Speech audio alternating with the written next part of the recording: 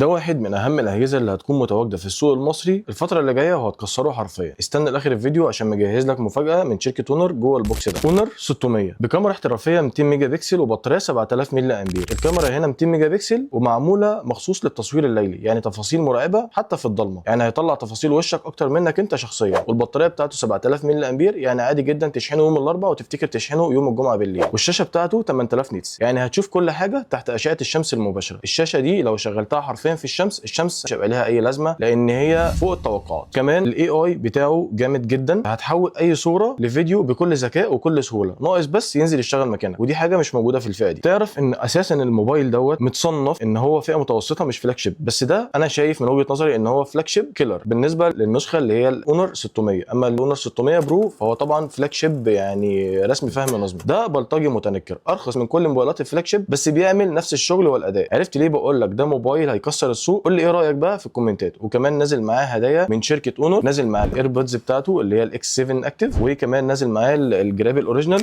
هوريهم لك حالا كده في البوكس بتاع الهدايا زي ما واضحه عندك كده في الصوره. والجراب الاوريجينال ده غير الجراب اللي بينزل معاه. طبعا هنا الموبايل وانا فتحته عشان اجربه، وهنزل لكم ان شاء الله فيديو ليه قريب جدا. طبعا النسخه البرو بيجي معاه الاونر باند 10. اعمل سيف للفيديو ده عشان ترجع له لو قررت تشتري الاونر 600.